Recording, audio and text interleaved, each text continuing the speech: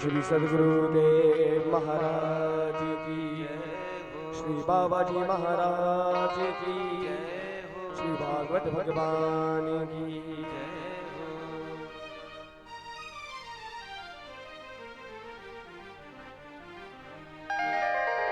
कोटि कोटि प्रणाम करते हुए सद्गुरुदेव महाराज जी के चरणारविंद में कोटि कोटि नमन। सद्गुरुदेव महाराज जी के सानिध्य में चल रही है पावन भागवत कथा, जिसका ये समापन दिवस। और सद्गुरुदेव महाराज जी के आशीर्वाद से आगाज करेंगे आज के दिन का। श्री भागवत भगवान जी के चरणों में आरती उतार कर हरि ओम। चंद्रमा मनसो जात चक्षुः सूर्यो अजायत, श्रोत्रात् वायुश्च प्राणश्च मुखात् निरेजायत।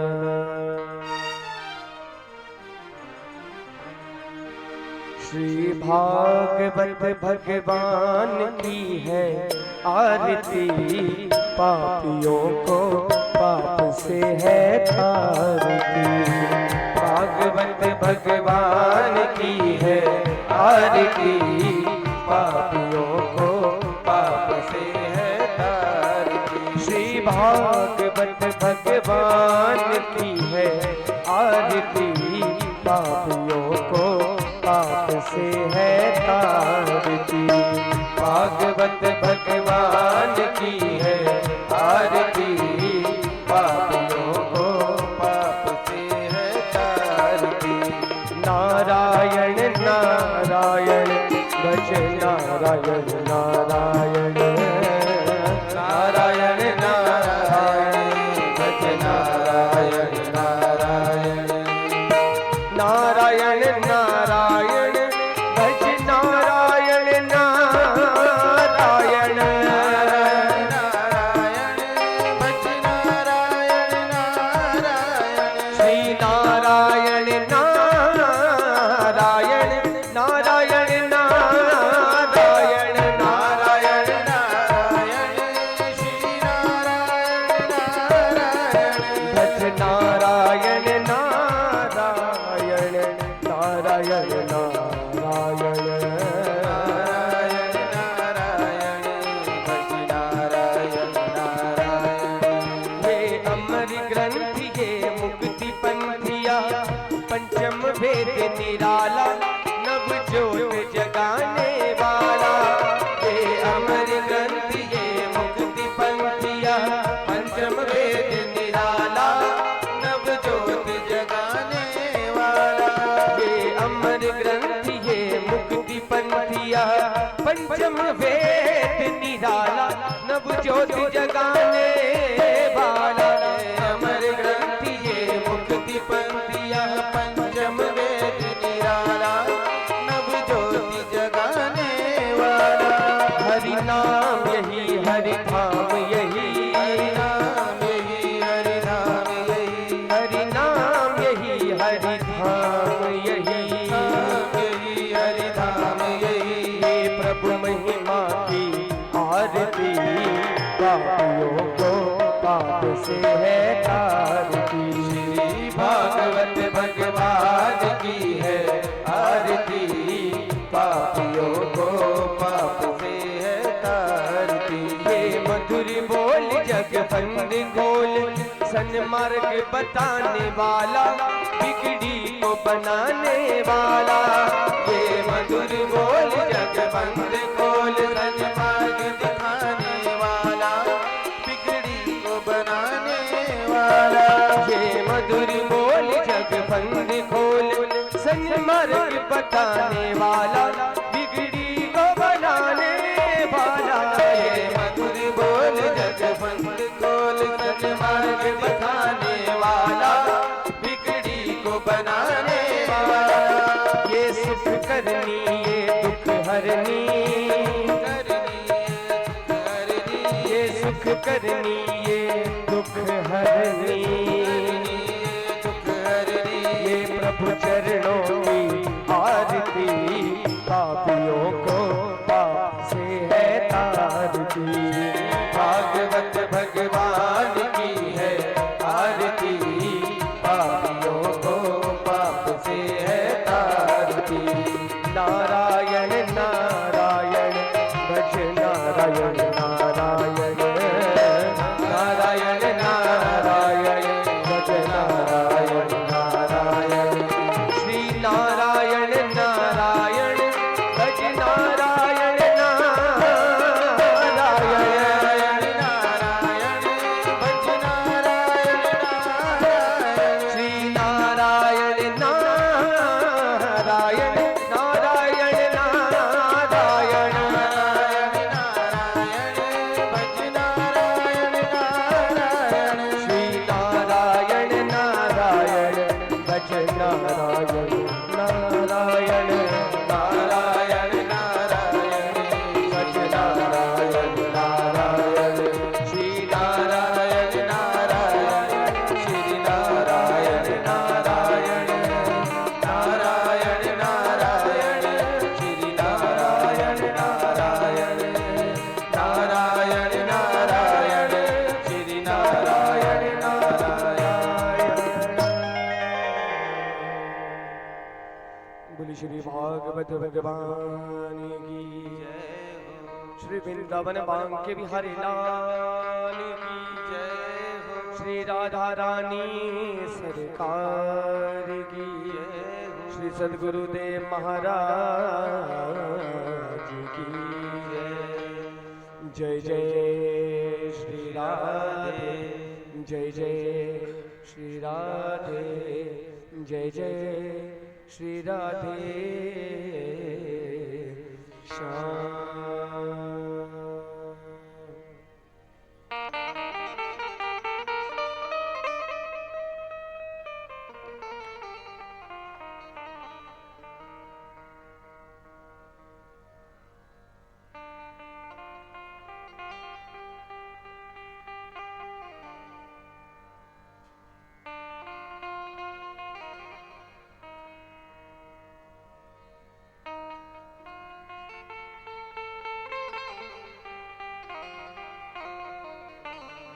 श्री राधा श्री राधा।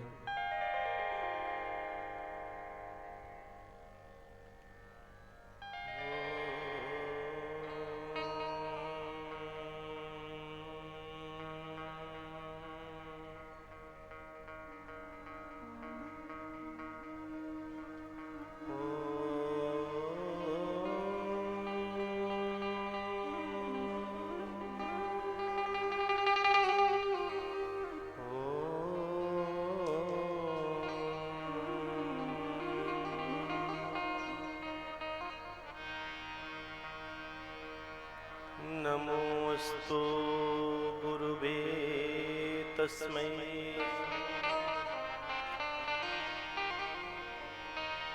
इष्टदेव स्वरूपिणे यस्य वाग्मृतं हन्ति विषं संसार संयुतम्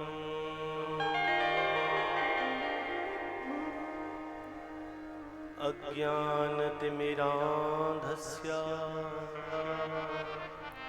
ज्ञानाञ्जनशलाकया चक्षुर्मीलितं येन तस्मै श्रीगुरुवे नमः।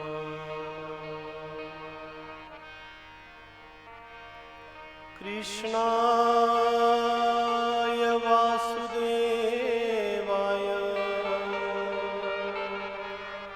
देवकी नंदनाय च नन्दगोपकुमाराय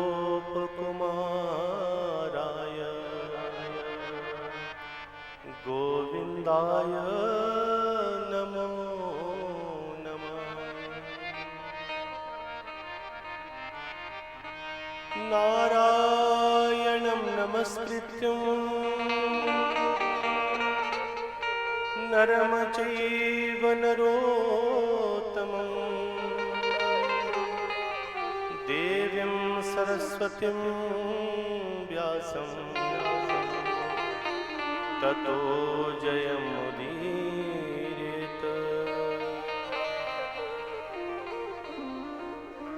यत्र यत्र चतुर्वक्त्र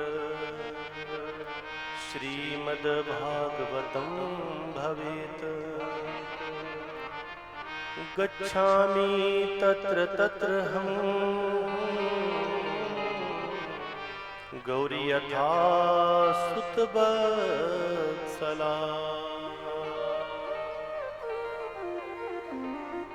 यावद्दिनानि हि पुत्रः शास्त्रं भागवतं गृहे तावत् पिबन्ति पितरः क्षीरं सर्पी मधुदकम्।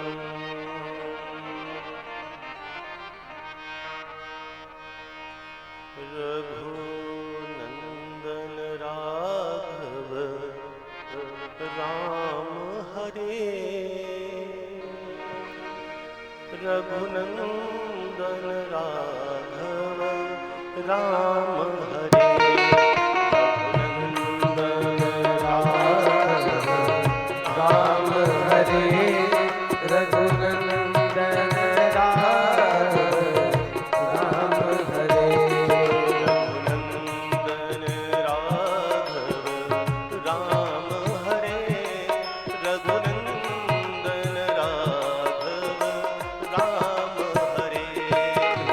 रघुनंदन राघव राम हरे रघुनंदन राघव राम हरे। जय राम हरे घनश्याम हरे जय राम हरे घनश्याम हरे जय राम हरे घनश्याम हरे जय राम हरे घनश्याम हरे जय श्याम हरे सीताराम हरे जय श्याम हरे सीताराम हरे रघुनंदन राघव राम हरे रघुनंदन राघव राम हरे रघुनंदन राघव राम हरे रघुनंदन राघव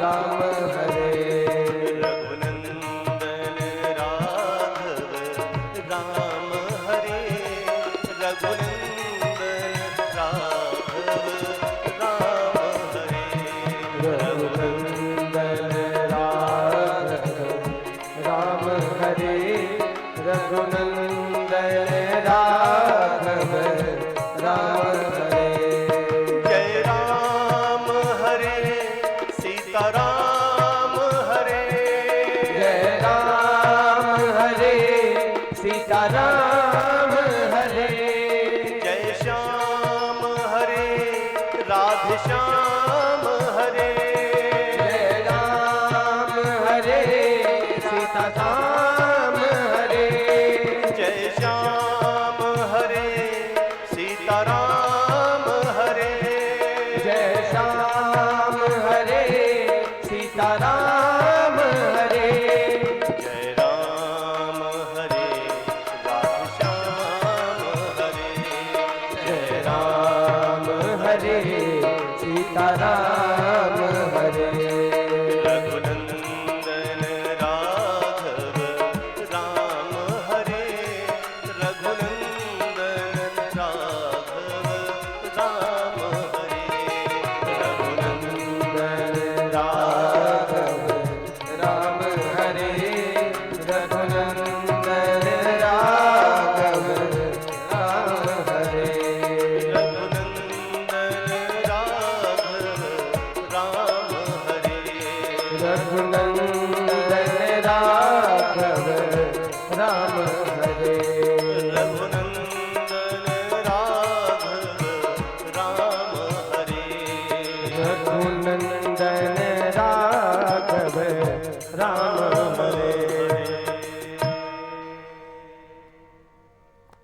श्री राम हरे सीताराम हरे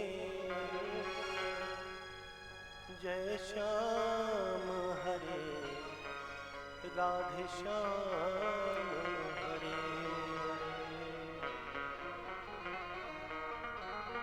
कोटि ब्रह्मांड नायक आनंद सिंधु अनंत प्रेम सागर भगवान श्री कृष्ण कन्हैया लाल जी के बांगमय स्वरूप श्रीमद् भागवत महापुराण जी के सप्तम दिवस की ये परम पवित्र बेला आज की कथा में पहुंची हुई समस्त मातृशक्ति माताएं बहनें देवियां सज्जन महापुरुष प्यारे बच्चों सहित दृश्य एवं अदृश्य रूप से इस कथा का रसास्वादन करने के लिए उपस्थित सभी जीवात्माओं को हम बारंबार प्रणाम करते हैं, स्वागत करते हैं, अभिनंदन करते हैं। गुरु महाराज जी के चरणारविंद में वंदन करते हुए, सिद्धयोगी धाम को नमन करते हुए, मंचासीन आदर के योग्य, सम्मान के योग्य सभी आचार्य वृंद, संगीतज्ञ वृंद और ये पावन भूमि पूजनीय माता श्रीमती प्यारो देवी जी की ये पवित्र निवास स्थली, जहां पर बैठकर हम इस पावन कथा का श्रवण कर रहे हैं। आज कथा का सप्तम दिवस है और बहुत सी बुजुर्ग माताएं तो ऐसी हैं जिनका हमें इतना स्नेह प्राप्त हुआ कि वो 7 दिनों से लगातार कथा का श्रवण कर रहे हैं। तो मेरी सभी वो बुजुर्ग माताएं बहनें देवियां सज्जन जो 7 दिनों से अपार प्रेम यहाँ पर प्रस्तुत कर रहे हैं, मैं उन सभी को साधुवाद देता हूँ और भगवान से प्रार्थना करता हूँ कि सबके जीवन को आप आनंदित करें, सबके जीवन का कल्याण करें। भगतजनों, जिन्होंने भी कथा में अपना समय लगाया है, इस कथा का श्रवण करने से मिलता क्या है ये इन 7 दिनों में आपने समझ ही लिया होगा। जब 7 दिनों में थोड़ी थोड़ी देर बैठकर ही आप इतना परम आनंद पा सकते हैं कि जीवन के सारे दुखों संतापों को भूल जाते हैं और आप भी हमारी तरह ये अनुभव कर रहे होंगे कि मानो 7 दिन के लिए पूरी दुनिया बंद हो चुकी है। बस हम इतना जानते हैं कि हम गोविंद के श्री चरणों में बैठे हैं और वो हमारी तरफ देख रहे हैं। जब 7 दिन इस कथा का स्पर्श करने से हम इतना आनंद पा सकते हैं, तो जरा सोचिए, अगर हम निरंतर रोज प्रभु चरणों में बैठे तो क्या नहीं हो सकता। मानो तो गंगा मां है, ना मानो तो बहता पानी है। मन का भाव है, चाहे तो एक तरफ से सुनो, दूसरी तरफ से निकाल दो, और चाहे तो इस भाव को अपने अंदर समा लें। किसी राज्य में एक बहुत बड़ा राजा होता है। कुछ द्वारपाल दौड़ते हुए आए, महाराज, आपके राज्य में आपकी परमिशन के बिना कोई व्यापारी आकर व्यापार कर रहा है। बोला, क्या व्यापार कर रहा है? बोला, महाराज, आपके राज्य में एक व्यापारी आया है जो आपके पूछे बिना व्यापार कर रहा है। कहते हैं उसके पास बड़ी करामाती गुड़िया है। राजा बोले, ऐसा करो, उस व्यापारी को लेकर आओ, सबसे पहले वो मेरे पास अपना व्यापार दिखाए, फिर हम उसे परमिशन देंगे। व्यापारी को महाराज के राज दरबार में पेश किया गया। राजा बोले, क्या बेचते हो तुम? व्यापारी कहता है, महाराज, मेरे पास एक से एक गुड़िया है, अगर आप लेना चाहें तो मैं आपको दिखाऊं। तो दिखाओ कैसी कैसी गुड़िया है। तो पहली गुड़िया दिखाई। बोला, महाराज, 1 रुपए का सिक्का देंगे? एक सिक्का देंगे आप मुझे? राजा ने सिक्का निकाल कर दिया।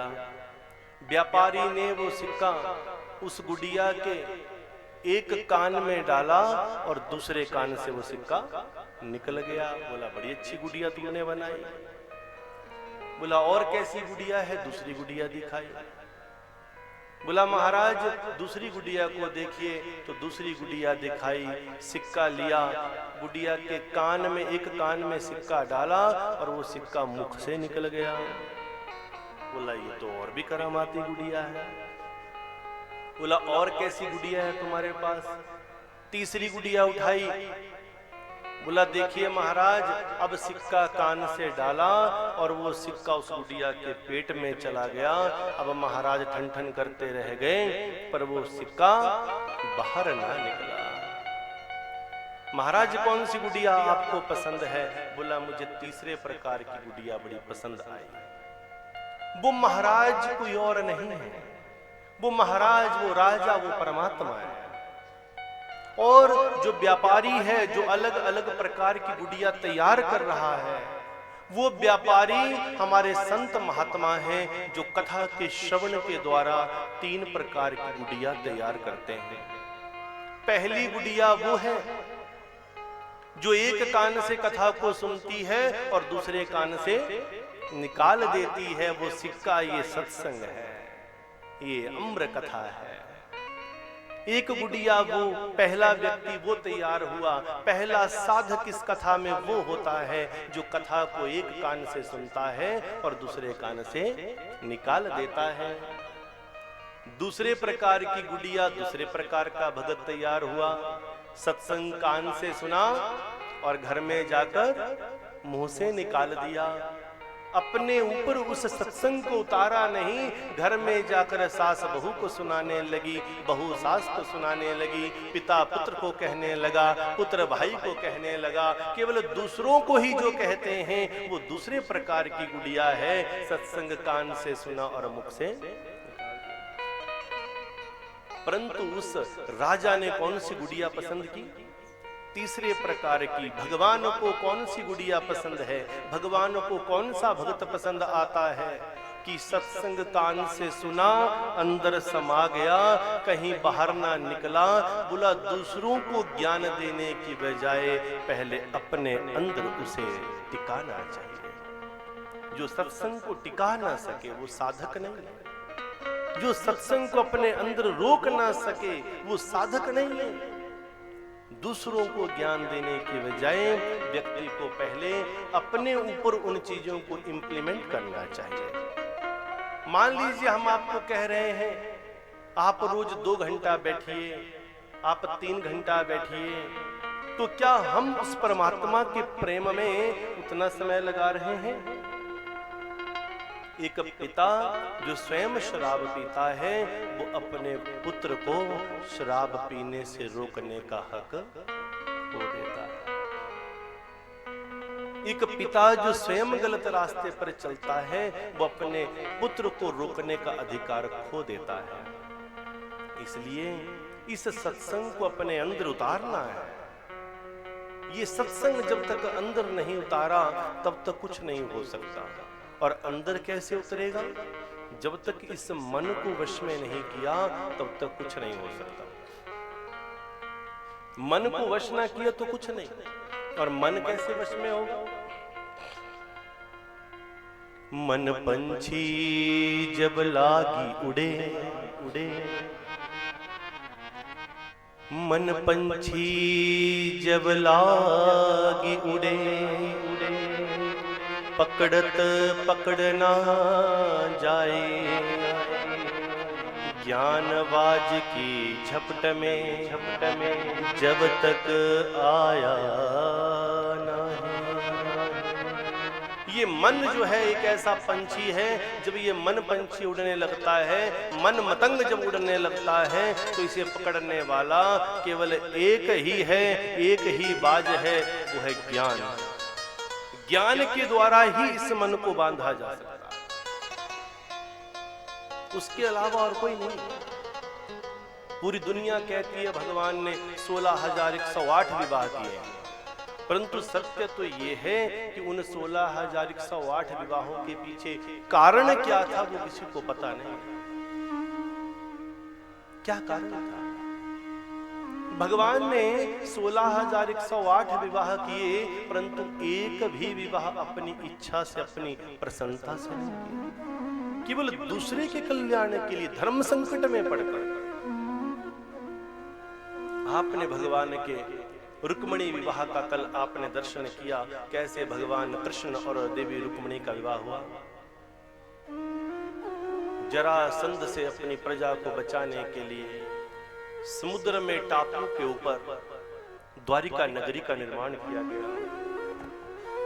और जब द्वारिका नगरी का निर्माण हुआ भक्तजनों, सब के सब लोग द्वारिका को देखने के लिए चले।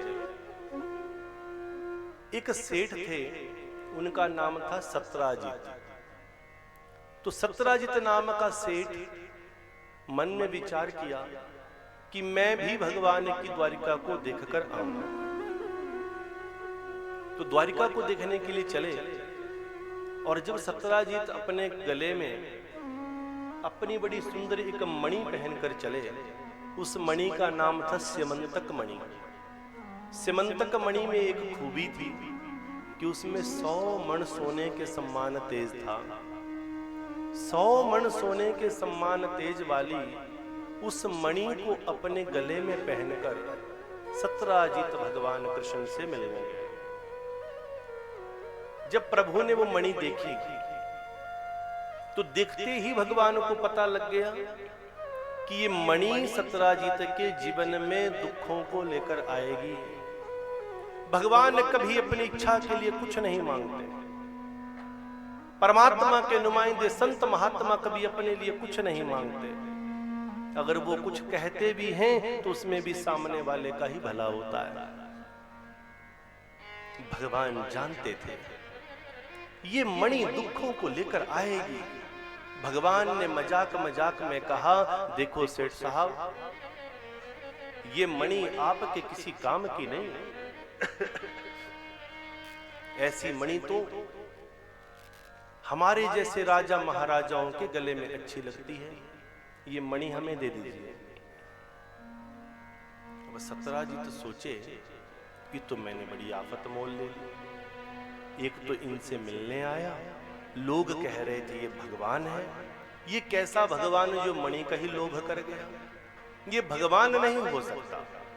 तो कथा प्रेमियों, सत्राजित सेठ अपने मन में उल्टी उल्टी बातें सोचने लगा। भगवान के प्रति पाप ले लिया और सोचा यहां से निकल लो।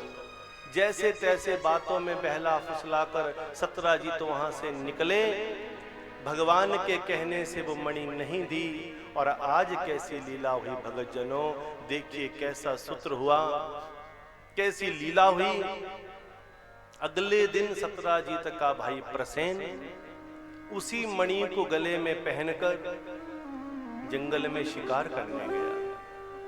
100 मण सोने के सम्मान तेज वाली मणि को गले में पहनकर जब प्रसेन जंगल में निकला तो सामने से एक बहुत बड़ा शेर आया। उसने सोचा मेरे ऊपर आक्रमण हो रहा है। शेर ने प्रसेन के ऊपर आक्रमण किया, प्रसेन की छाती पर झपटा।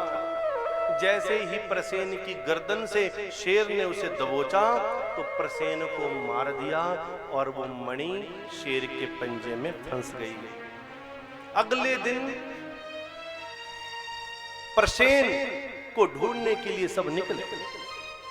वो शेर जिसके पंजे में वो मणि फंसी, वो जंगल जंगल भागने लगा। ये क्या हो गया, ये मेरे साथ क्या चिपक गया। तो उसी जंगल में एक भालू रहता था। भालू का नाम है जामवंत। भगवान रामचंद्र जी के बड़े अनन्य अंग रक्षक, जिन्होंने त्रेता युग में भगवान राम की बड़ी सेवा की। जामवंत आए। जामवंत ने शेर के ऊपर आक्रमण किया और मणि लेकर अपने गुफा में चला गया। और गुफा में उनकी पुत्री संग रहती है, नाम है जामवंती। बड़ी शांत होकर आप कथा का श्रवण कीजिए। हमने आपको पहले दिन भी कहा था, मुझे ना बहुत माताएं कई बार कहती हैं, गुरुजी कथा तो बहुत बार सुनी, यही पता नहीं लगता कथा कहाँ से शुरू हुई, कहाँ विराम हुई, क्या हुआ। तो हमने आपको पहले दिन ही एक वचन दिया था कि 7 दिन तक जो इस कथा का श्रवण करेगा उनको ये कथा एक पिक्चर की तरह चिन्हित हो जाएगी, कभी आप इस कथा को भूलेंगे नहीं। मुझे आपके हमीरपुर के लोगों का कितने लोगों के फोन आ रहे हैं, कितने लोग कल परसों यहाँ बोल कर जा रहे हैं कि गुरुजी बड़ा आनंद आ रहा है, ऐसी कथा हमने कभी नहीं सुनी। आपने ये 2 शब्द कहे तो मुझे लगता है यही हमारी कथा की सार्थकता है, क्योंकि अगर कथा का समझ ही ना आए तो कथा को करने का कोई अर्थ नहीं है। बड़ी सुंदर कथा है। जामवंत उस मणि को लेकर गुफा में चले गए, अपनी पुत्री जामवंती को दे दी। प्रसेन को ढूंढने के लिए सत्यराजित सेठ जंगल में आया। प्रसेन की डेड बॉडी तो मिली, मृत शरीर तो मिला, पर गले में मणि नहीं थी। सत्यराजित के मन में उल्टा विचार आ गया, 2 दिन पहले कृष्ण ने मुझसे मणि मांगी थी, मैंने मणि दी नहीं, इसके लालच के अधीन होकर कृष्ण ने ही मेरे भाई को मार दिया और मणि लेकर भाग गया। भगवान कृष्ण कलंकित हो गए। धीरे धीरे चारों तरफ ये बात फैल गई कि कृष्ण हत्यारे हैं। तब कृष्ण अपने कलंक को मिटाने के लिए जंगल में गए, वहां सुराग ढूंढने लगे। शेर के पंजे के निशान देखे, भालू के पंजे के निशान देखे, उन निशानों को अनुसरण करते हुए भगवान कृष्ण गुफा में पहुंचे। गुफा में जामवंती मणि से खेल रही थी। भगवान ने मणि मांगी। जैसे ही भगवान ने मणि मांगी, जामवंती ने अपने पिता को बुलाया। जामवंती के पिता जामवंत दौड़ते हुए आए। ये कौन है जो मेरी पुत्री को छेड़ रहा है, मणि मांग रहा है? दोनों में युद्ध शुरू हो गया। जामवंत क्या जानते थे कि मेरे प्रभु ही आज मेरे सामने खड़े हैं। जामवंत और भगवान के बीच में युद्ध हुआ और ये युद्ध इतना लंबा चला कि 27 दिन तक ये युद्ध चलता रहा। अंत में भगवान जान गए कि मैं जामवंत को हरा नहीं सकता, तो भगवान ने जामवंत को धक्का दिया, जामवंत को नीचे गिराया। जैसे ही जामवंत नीचे गिरे, जामवंत को स्मरण आ गया कि त्रेता में मेरे राम ने मुझे वचन दिया था कि मेरे अलावा तुझे गिराने वाला कोई पैदा नहीं होगा। अगर उनके अलावा मुझे गिराने वाला कोई पैदा नहीं होगा तो ये कौन है? कृष्ण के चरण पकड़ लिए। हे प्रभु, आप मेरे राम हैं क्या? तो मुझे दर्शन दीजिए। भगवान ने धनुर्धर राम रूप में दर्शन दिए। तब जामवंत ने उनके श्री चरणों में अपना सिर लगाया। भगवान कृष्ण रूप में फिर से आए, जामवंत के ऊपर प्रसन्न हुए। जामवंत बोले, प्रभु आपने मुझे धन्य कर दिया। प्रभु बोले, जामवंत मैं तुम्हारे बाहुबल से प्रसन्न हूं, मांगो क्या मांगते हो, क्या वर मांगते हो? प्रभु, एक पिता जिसकी पुत्री कुंवारी हो वो क्या मांग सकता है? मैं अपनी पुत्री के लिए एक योग्य वर ढूंढ रहा हूं, आज तक कोई नजर में नहीं आया, पर अब एक मेरी नजर में आया है जो मेरी पुत्री के लिए योग्य वर है। बोला, वो कौन है? बोला, प्रभु वो आप ही हैं, कृपा मेरी पुत्री का हाथ थाम लीजिए। तब भगवान ने जामवंत की आत्मा के कल्याण के लिए, केवल उसके दुख को दूर करने के लिए विवश होकर भगवान ने अपना दूसरा विवाह जामवंती से किया। जामवंती मणि को संग लेकर, कन्हैया जी को संग लेकर सत्यराजित सेठ के पास पहुंची और जाकर कहा, सेठ साहब, मेरे पति आपके भाई के हत्यारे नहीं हैं, ऐसी ऐसी घटना घटी है। सत्यराजित सेठ रोने लगा, बिलखने लगा, भगवान के चरण पकड़ लिए और रो रो कर भगवान से कहा, हे प्रभु कृपा करो, अब मैं पूरी दुनिया को क्या मुंह दिखाऊंगा? दुनिया थू थू करेगी कि कैसा है जिसने भगवान को ही कलंकित कर दिया। भगवान ने उसे सांत्वना देने की कोशिश की, हिम्मत देने की कोशिश की, परंतु सत्यराजित सेठ रोते रहे। प्रभु, मैंने आपको ही कलंकित कर दिया, कृपा करके मुझे धन्य कर दीजिए, मेरी आत्मा के भार को मुक्त कर दीजिए। मैं मुक्त नहीं हो पाऊंगा, मुझे मोक्ष नहीं मिलेगा, कृपा कर दीजिए। बोला क्या करूं मैं तुम्हारे लिए? तो सत्यराजित बोला, हे प्रभु, मैं चाहे पूरी दुनिया को कह दूं, कोई मेरी बात नहीं मानेगा, मेरे पास एक ही उपाय है। बोला वो क्या उपाय है तुम्हारे पास?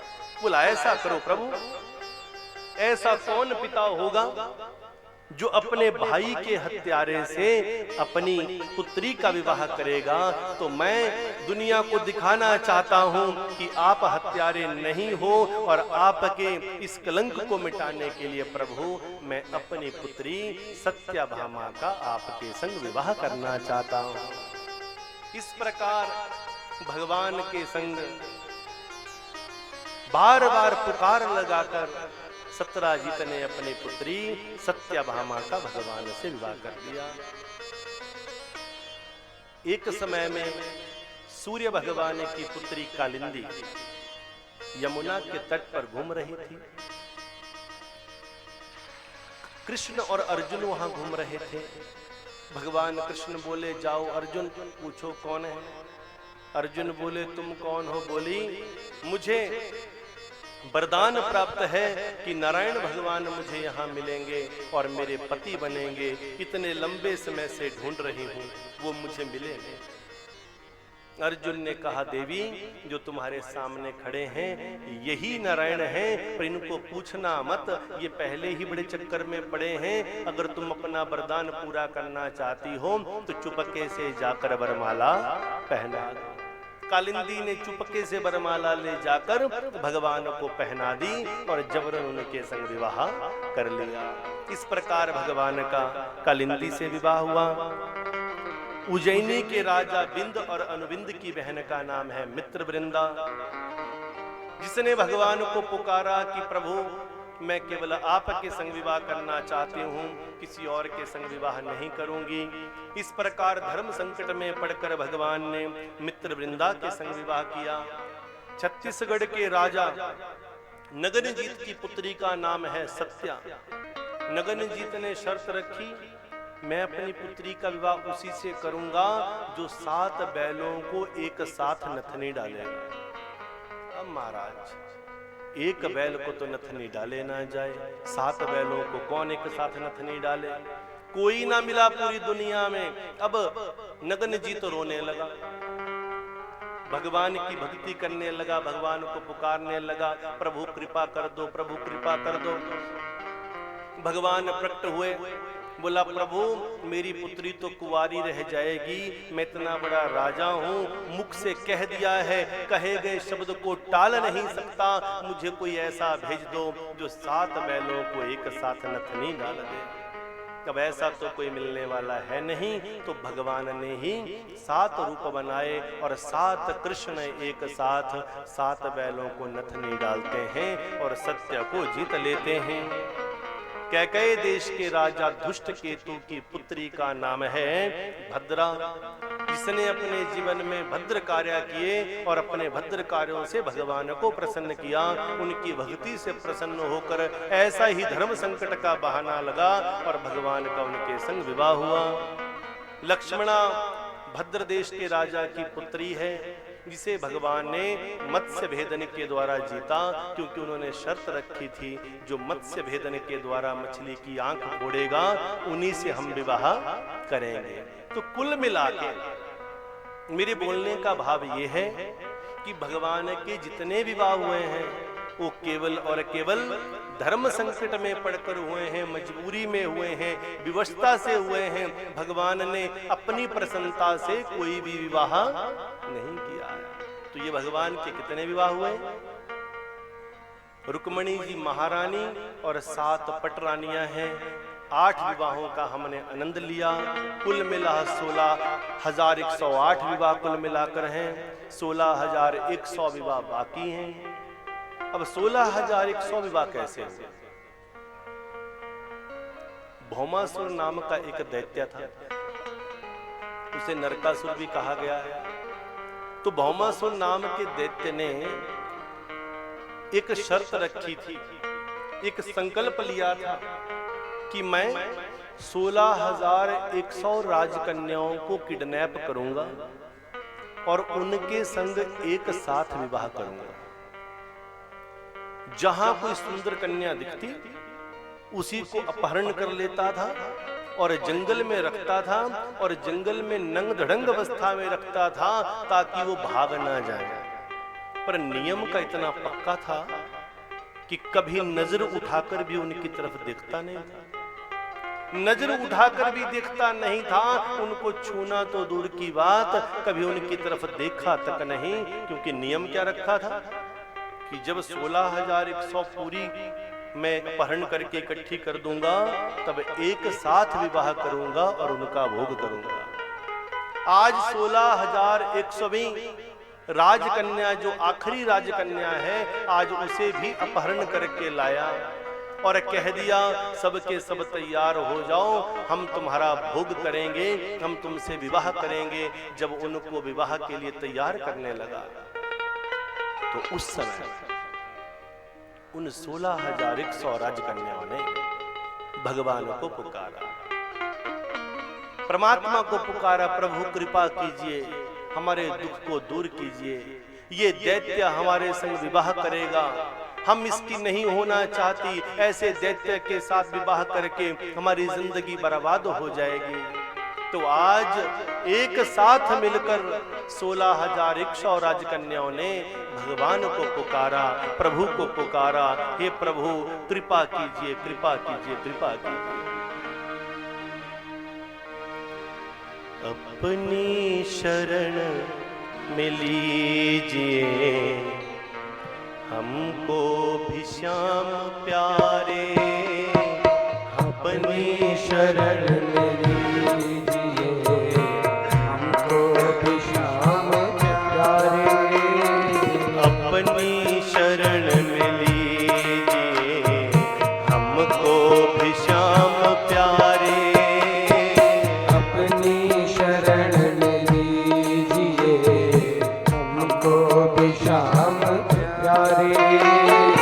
इतनी दया तो कीजिए, इतनी दया तो कीजिए, इतनी दया तो कीजिए, इतनी दया तो कीजिए, हम भी तो हैं तुम्हारे, अपनी शरण में लीजिए हमको भी श्याम प्यारे, अपनी शरण में लीजिए हमको भी श्याम प्यारे। प्रेम से दोनों हाथों पर ताली की सेवा। श्री राधे जय हो।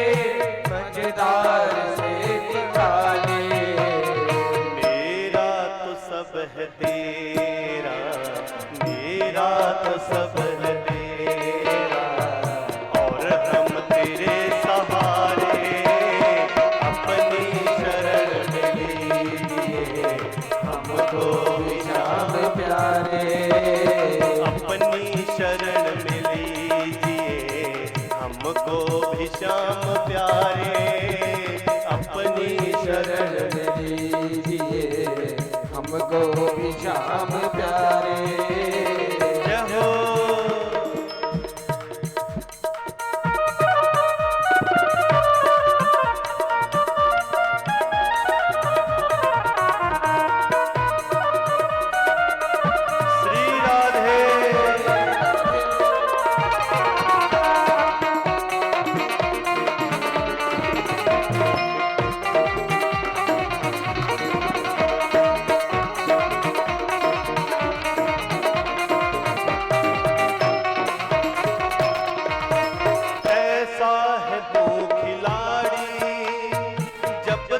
है मर्जी खेले, ऐसा है तू खिलाड़ी, जब तक है मर्जी खेले। तेरे पास ऐसे पासे, जब चाहे बाजी ले ले। तेरे पास ऐसे पासे, जब चाहे बाजी ले ले। चलता तू चाल ऐसी, चलता चलता चाल ऐसी, जो जीते वो ही हारे, अपनी शरण में लीजिए हमको भी श्याम प्यारे। अपनी शरण में लीजिए हमको भी श्याम प्यारे। अपनी शरण में लीजिए हमको भी श्याम प्यारे। इतनी दया तो कीजिए, इतनी दया तो कीजिए, इतनी दया तो कीजिए। इतनी दया तो कीजिए। हम भी तो हैं तुम्हारे, अपनी शरण में लीजिए हमको भी श्याम प्यारे। अपनी शरण में लीजिए हमको भी श्याम प्यारे। अपनी शरण में लीजिए हमको भी श्याम श्याम प्यारे। ऐसा है तू खिलाड़ी, जब तक है मर्जी खेले। तेरे पास ऐसे पासे, जब चाहे बाजी ले ले। चलता तू चाल ऐसी, जो जीते वो ही हारे। अपनी शरण में लीजिए हमको भी श्याम प्यारे। दुर्योधन मामा शकुनी की चाल चलते चलते जीत तो गया, तो क्या कहा? जो जीते वो ही हारे। जो जीते वो हार गए बाद में। जो अपने को जीता हुआ सोच रहे थे वो बाद में हार गए। 16,100 राजकन्याओं को जो जीत चुका था, वो दैत्य जिसने सबको एक संग विवाह करने का सोचा, आज उन्होंने भगवान को बुलाया। प्रभु प्रकट हुए। भगवान ने उन कन्याओं को मुक्त करने के लिए उस दैत्य का संहार किया। दैत्य को मारने के बाद भगवान बोले, अब ऐसा करो, सबके सब अपने अपने घर चली जाओ। अब वो राजकन्या रोने लगी। कहा ना, दया बिन संत कसाई, दया करी तो आफत पाई। अगर दया ना करते तो कैसे भगवान है, तो कसाई है, सुनते नहीं। और दया करी तो आफत पड़ गई। भगवान बोले अपने घर चली जाओ, वो तो चरण पकड़ ली। अरे प्रभु कैसी बात कर रहे हैं, कहां जाएंगे हम? हमारे घर वाले जानते हैं कि ये दैत्य हमें उठाकर ले गया था। पूरे के पूरे हमारे साम्राज्य में, हमारे राज्य में, हमारे घर में, हमारे गांव में हम चरित्रहीन घोषित हो चुके हैं। केवल आप ही हैं जो जानते हैं कि हम चरित्रहीन नहीं। आप ही हैं जो जानते हैं कि इस दैत्य ने कभी हमें छुआ तो दूर की बात, इसने हमारी तरफ देखा भी नहीं। पर दुनिया को कैसे बताएं? कौन हमें स्वीकार करेगा? पूरी दुनिया से हम निष्कासित हो चुकी हैं। हमारे घर वाले भी हमें स्वीकार। हे प्रभु, अपनी शरण में लीजिए हमको भी श्याम प्यारे। इतनी तो दया कीजिए, हम भी तो हैं तुम्हारे। आधार मेरा तू है, कमजोरी है तो मेरी। दिन रात इसीलिए तो दरकार मुझको तेरी। दिल में है जान तुझसे, धड़कन हो तुम हमारी। अपनी शरण में लीजिए हमको भी श्याम प्यारे। आपके बिना हमें कौन अपनाएगा? तब उन समाज से निष्कासित, पूरी दुनिया से धुतकारी हुई, समाज में जिनका कोई नाम नहीं था, उनको जीने की राह दे दी। बोली प्रभु हम कुछ नहीं मांगती, केवल नाम अपना दे दो। दुनिया की राह दे दी भगत जनों, जिनको पूरी दुनिया ने धुतकार दिया था, उन 16,100 राजकन्याओं को भगवान ने अपना नाम दिया और अपनी पत्नियों की संज्ञा दी, उन्हें जीने का एक अवसर दिया, जो अपने प्राणों को त्यागने के लिए तैयार हो गई थी। तो भगवान ने 16,108 विवाह किए, पर सब केवल प्रेम के। भगवान की लीलाएं बड़ी अनंत है। आपने सुदामा का दर्शन किया है। पोरबंदर से द्वारिका के लिए जब सुदामा चलने लगे, जब उनकी पत्नी ने, जिसका नाम है सुशीला, जिसने शीलता का परिचय दिया, जिसने एक साड़ी में आई थी वो विवाह में, और दूसरी बार को दूसरी साड़ी नहीं मिली, एक साड़ी में गुजारा किया, पर कभी अपने पति को ताना नहीं दिया। आज सुशीला ने अपने पति सुदामा को भगवान की तरफ मोड़ा। सुदामा भगवान की तरफ चलना नहीं चाहते थे। सुदामा जब चलने लगे, फटी पतलून, शरीर में चलने की ताकत नहीं थी। सुदामा चरित्र आप सबने सुना है, परंतु इसके पीछे जो रहस्य है वो मैं आपको संक्षेप में बताऊंगा। सुदामा को उसकी पत्नी ने द्वारिका की तरफ के लिए जाने के लिए विवश किया। सुदामा ने अभी 10 कदम रखे थे कि भगवान वैकुंठ में बैठे हुए देख रहे थे। अपने वाहन गरुड़ को कहा, गरुड़, मेरा सुदामा चल नहीं सकता, मैं इसे चलाना भी नहीं चाहता, पर मैं सिर्फ ये कहता हूं कि तुम मेरी तरफ 1 कदम चल के तो देखो, मैं तुम्हारी तरफ 100 कदम चल के ना आऊं तो मुझे कहना।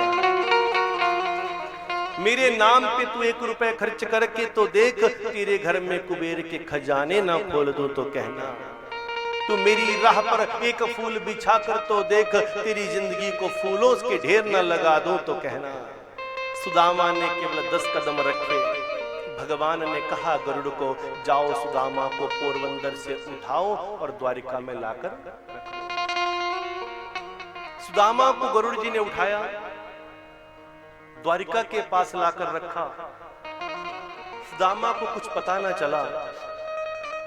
सुदामा वहां किसी से पूछे, बताओ भैया द्वारिका कितने दूर है? बोला, ब्राह्मण देवता, द्वारिका दूर नहीं है, तुम द्वारिका में ही खड़े हो। अब सुदामा सोचे, अगर मुझे ऐसा पता होता कि द्वारिका इतने नजदीक है तो मैं तो हर हफ्ते आ जाता। ये तो बड़ी आसान है। हम सब ऐसे ही सुदामा हैं। जब हमारा काम नहीं होता तो हम कहते हैं भगवान हमारा काम नहीं कर रहे, और जब हमारा काम हो जाता है, जब हम पोरबंदर से उठाकर द्वारिका में रख दिए जाते हैं, जब हमारी मंजिल पास आ जाती है, तो हम क्या कहते हैं, ये तो हमने मेहनत की, हम तक पहुंच गए। अर्थ ये है कि वो ईश्वर ही हमें हमारी मंजिल तक पहुंचाता है। वो सिर्फ कर्म करने के लिए हमें थोड़ा सा प्रेरित करता है।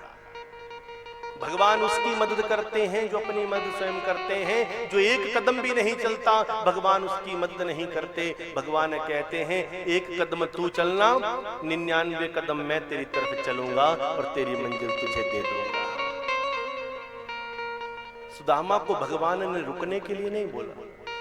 जब सुदामा पहुंचे, द्वारपालों ने धक्के दिए, रोका, परंतु सुदामा ने भगवान को एक ही संदेश भेजा, एक बार मेरे प्रभु से कह तो दो कि सुदामा आया है। जैसे ही सुदामा का नाम सुना, भगवान दौड़ते हुए चले। भगवान अपना आसन छोड़े, सुदामा की तरफ दौड़े और जाकर सुदामा को पकड़कर अपने हृदय से लगा लिया। आसन छोड़ चले भगवान, जब सुनी सुदामा आए। आसन छोड़ चले भगवान, जब सुनी सुदामा आए। आसन छोड़ चले भगवान, जब सुनी सुदामा आए। आसन छोड़ चले भगवान, जब सुनी सुदामा आए।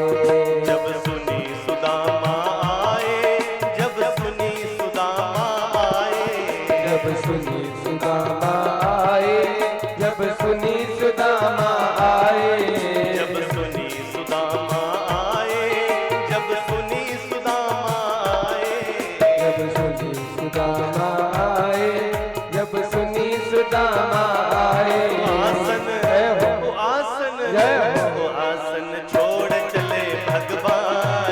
जब सुनी सुदामा आए। आसन छोड़ चले भगवान जब सुनी सुदामा आए।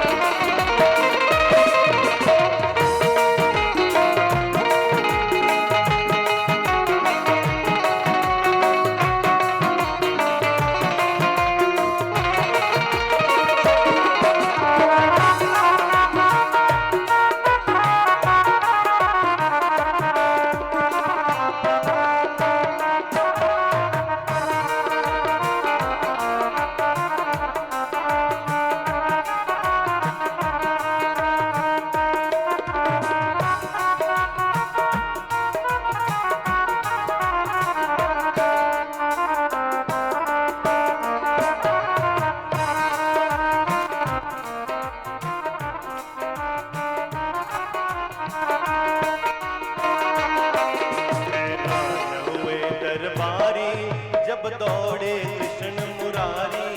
हैरान हुए दरबारी जब दौड़े कृष्ण मुरारी।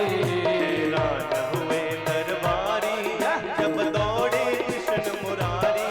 हैरान हुए दरबारी जब दौड़े कृष्ण मुरारी।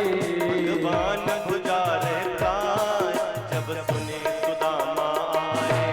आसन छोड़ चले भगवान जब सुनी सुदामा आए। आसन छोड़ चले भगवान जब सुनी सुदामा आए। आसन छोड़ चले भगवान जब सुनी सुदामा आसन आए। छोड़ चले भगवान जब सुनी सुदामा आए। भगवन भुजा रहे फैलाए जब सुनी सुदामा आए। महलों में उन्हें बुलाया, गद्दी पर उन्हें बिठाया, उनके चरण धुलाए भगवान जब सुनी सुदामा आए। भगवान ने सुदामा को अपने आसन पर बिठा दिया। देखी सुदामा की दीन दशा, करुणा करी के करुणा निधि रोए। पानी परात को हाथ छुयो नहीं, नैनन के जल सो पग को धोए। रुक्मणी जी की सुई कब आए कि कांटे निकाल पाऊं, अपने दांतों से ही सुदामा के पैरों से कांटे निकाले। रुक्मणी का पात्र पानी कब आए चरणों को धोने के लिए, भगवान के नेत्रों से इतने आंसू बहे कि सुदामा के चरणों को अपने नेत्रों से आंसुओं से धोया। सुदामा सोचे भगवान मुझे ये नहीं कह रहे कि रुक जाओ रुक जाओ। सुदामा के हाथों से वो तंदुल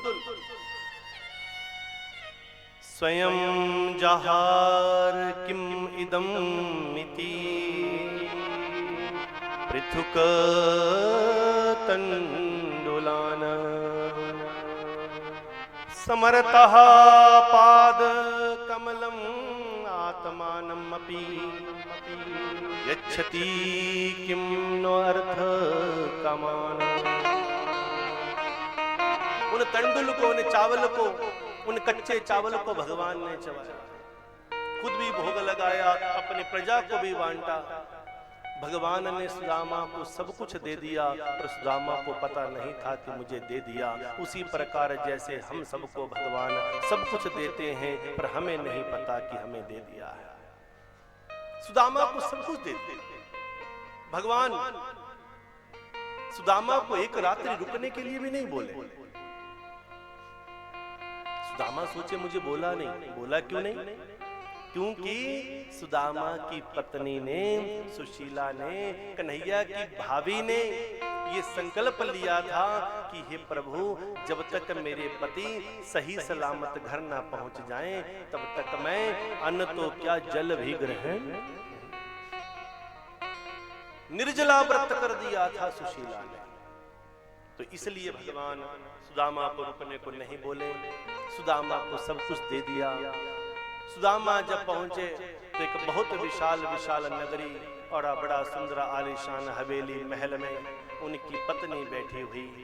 हे भगतजनों, भगवान रातों रात में धन धान्य पुत्र पौत्र से संपन्न कर देते हैं, पर बस एक कदम हमें भगवान की तरफ चलना है। 100 नहीं, गॉड हेल्प दोज जो अपनी मदद करते हैं, भगवान उनकी मदद करते हैं। एक कदम चलेंगे तो भगवान 99 कदम चलेंगे और 100 कर देंगे। भगवान की बड़ी सुंदर सुंदर लीलाएं हैं। आज भगवान की इन लीलाओं में सबसे विचित्र लीला अब वो है जिसका हम दर्शन करने जा रहे हैं। बहुत विचित्र लीला।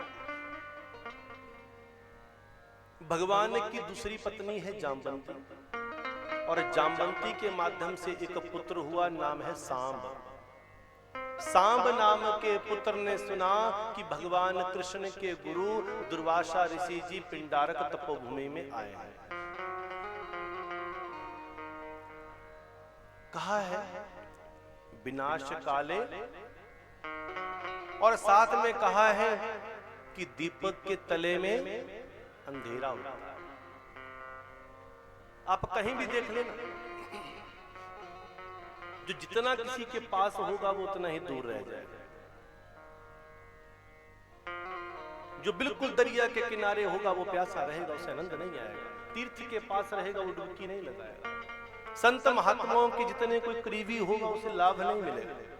क्यों कहते हैं कि सतगुरु से गुरु से थोड़ा सा गैप बड़ा जरूरी है। माइंड का गैप, थोड़ा सा गैप बहुत जरूरी है।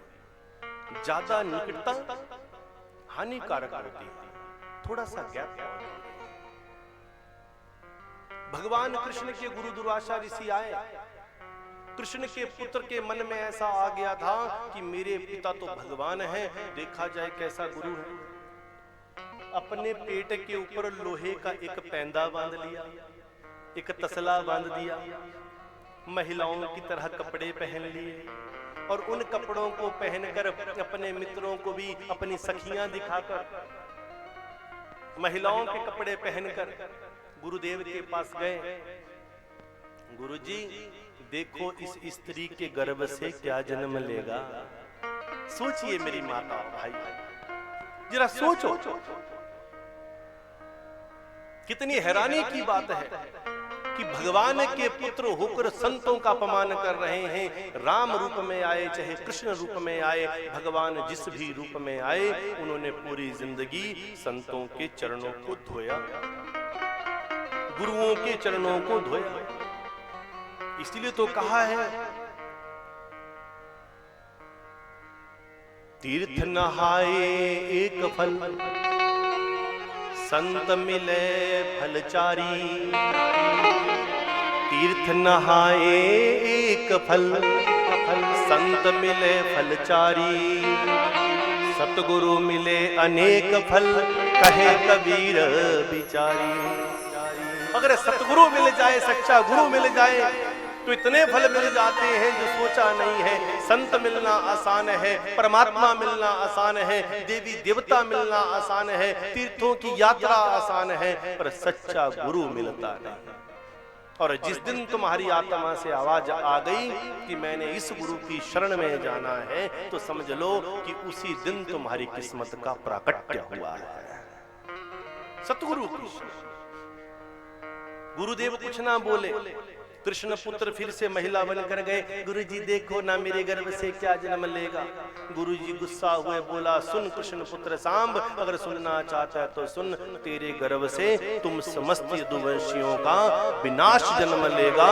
तेरा पिता भगवान है, पर फिर भी वो तुम्हें बचा नहीं पाएगा, और इसी श्राप के अधीन होकर वो भी इस दुनिया से चला गया। सोचिए, डर गए, काम पे भगवान कृष्ण के पास गए, क्या करें। बोला मूर्खों क्या कर दिया, मेरे गुरु का अपमान कर दिया। इस टुकड़े को घिस घिस कर खत्म कर दो। उस पैंदे को, लोहे के टुकड़े को घिसने लगे, घिस घिस कर उसे समाप्त किया। जहां जहां उसका पाउडर गिरा, वहां ऐसी ऐसी झाड़ियां पैदा हुई, ऐसा ऐसा बैर पैदा हो गया। समस्त यदुवंशी एक दूसरे को ही मारने के लिए तैयार हो गए। सब एक दूसरे को मारने लगे, बैर भाव पैदा हो गया। उस पैंदे को घिस घिस कर आखिरी में एक त्रिकोणाकार टुकड़ा छोटा सा बचा, जिसे अब पकड़ा ना जाए। प्रभु इसे क्या करें, ये तो हाथ से पकड़ा नहीं जा रहा, घिसा नहीं जा रहा। भगवान बोले ऐसा करो, इस टुकड़े को नदी में फेंक दो। अब हम फिर से वहीं पहुंच रहे हैं जहां से ये कथा आरंभ हुई थी। जहां से आरंभ हुई, पूरी दुनिया का हमने दर्शन किया और अब हम फिर से वहीं पहुंच रहे हैं। भक्तजनों, भगवान कृष्ण एक जंगल में प्रविष्ट हुए, झाड़ियों के बीच में बैठे, एक पैर के ऊपर दूसरा पैर रखा। प्रभु के चरणों में तलवे में पद्म मणि चमक रही थी। जरा नाम का एक शिकारी, जिसने नदी में जाल फेंका, एक मछली पकड़ी, मछली का पेट चीरा तो उस मछली के पेट में वही टुकड़ा मिला जो उस पैंदे का बचा था।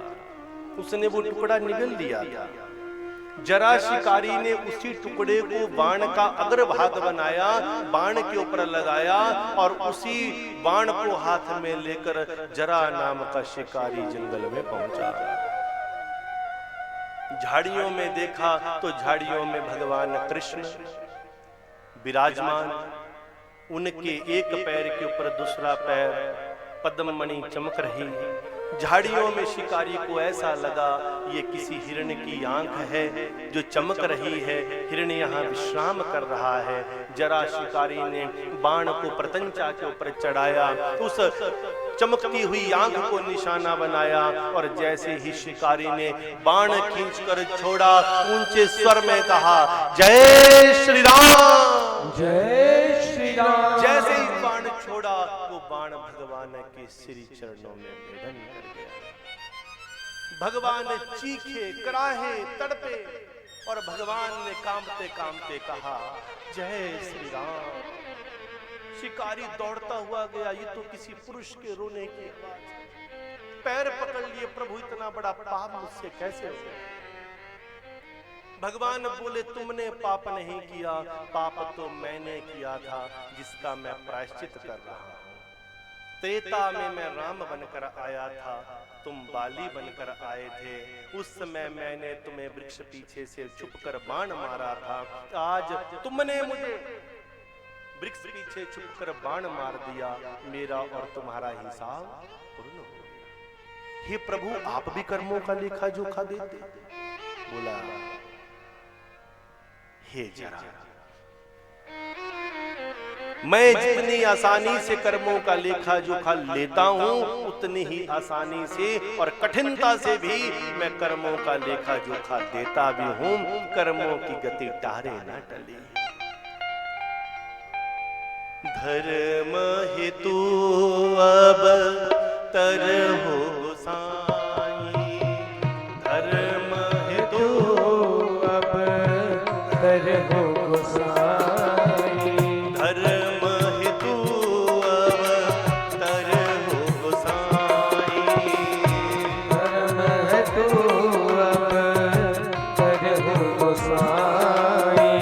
मारियो मोहे व्याध के माही, मारियो मोहे व्याध के माही, मैं बैरी सुगरीब प्यारा, मैं बैरी सुग्रीव प्यारा।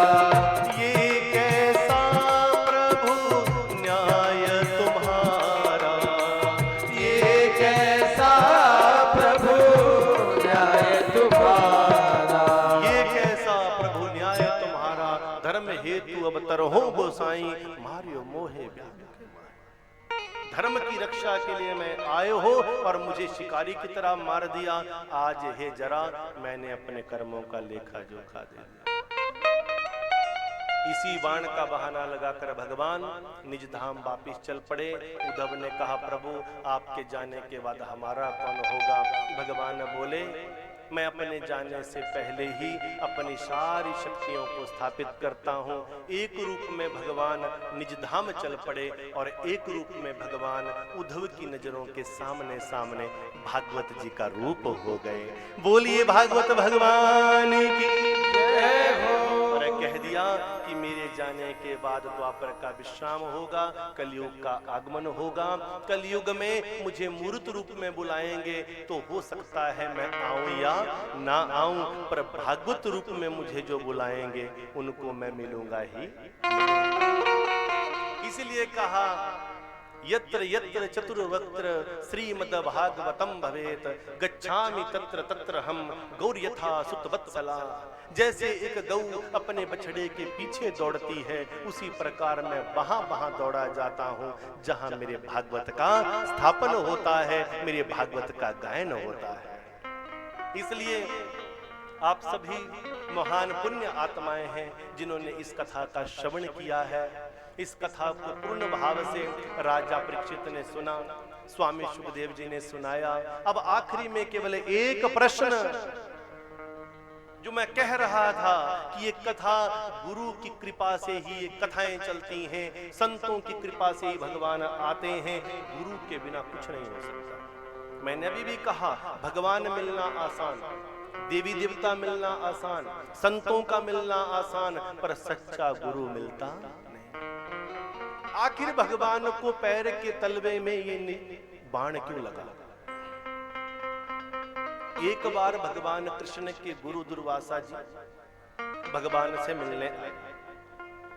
द्वारपालों ने रोक दिया, बोला भगवान रुक्मिणी जी के संग बैठे हैं। गुरुदेव गुस्सा हुए, उन्होंने दरवाजा खोला, सीधे अंदर गए और भगवान को कहा तुझे शर्म नहीं आती? तेरा गुरु द्वार पर इंतजार कर रहा है और तू रुक्मिणी जी के संग यहाँ बातें कर रहा है। गुरु जी माफ करना, मुझे पता नहीं था आप आए हैं। बोला तेरे द्वारपालों को अकल नहीं है? गुरु इंतजार करेगा या शिष्य इंतजार करेगा? आज की दुनिया में हर शिष्य चाहता है गुरु जी इंतजार करे। गुरु जी इंतजार करते रहना, मेरा 5 मिनट में आ रहा हूं।